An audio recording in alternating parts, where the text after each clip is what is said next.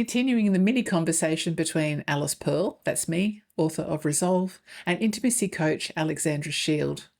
We're speaking about intimacy after trauma, child sexual abuse, and sibling sexual abuse from lived experience for those who feel ready to listen. I remember after having reached out to Alexandra, I still hadn't written the healing chapter of Resolve. It was such a work in progress. I was a work in progress.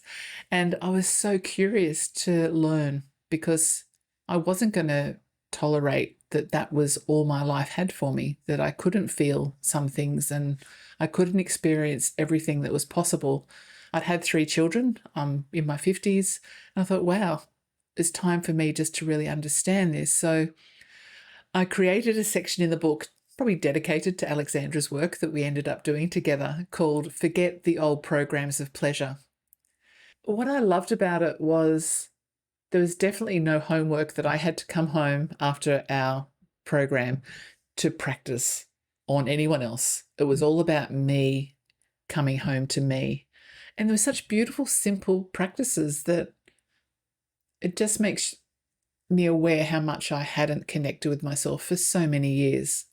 There was one exercise we did where you had to look yourself in the mirror in your eyes and then look at every part of your body and decide whether you like it or don't like it, but not really judge it. Just go and see, hey, well, I don't really like that part. And then you wrote it on a piece of paper. And it was such a beautiful practice because it just made me realize that I don't know what decade in my life I had ever really looked at myself. It made me realize I hadn't seen myself. And again, I probably hadn't connected that back to having dissociated and all the things that happened in my childhood. So it was a really beautiful practice and just dancing. She gave us dancing exercises, beautiful music. There was a playlist that we pulled up on Spotify. And I could definitely tell that my husband appreciated that I had been doing those practices because he said I was glowing as I moved through the program with Alexandra.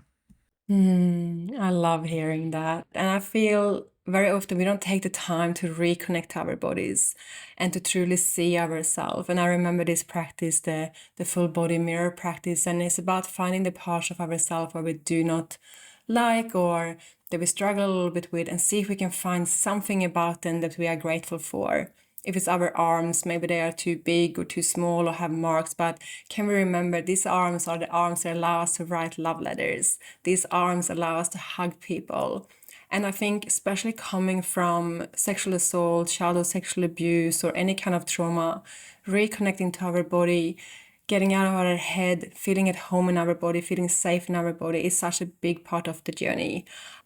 We don't need to be more empowered, we need to be more embodied. And what I wish for everyone who has gone through trauma, that you find tools and practices to help you cultivate that sense of safety within your own body, because that will be the only home you're going to live in for the rest of your life. It's beautiful. And I remember even something as simple as you said, to wake up in the morning and the first person you give a hug can be yourself, because your body doesn't know whether it's you hugging you or someone else hugging you. I remember that was such a little bit awkward practice to start with, but it was a really gentle way to start the day.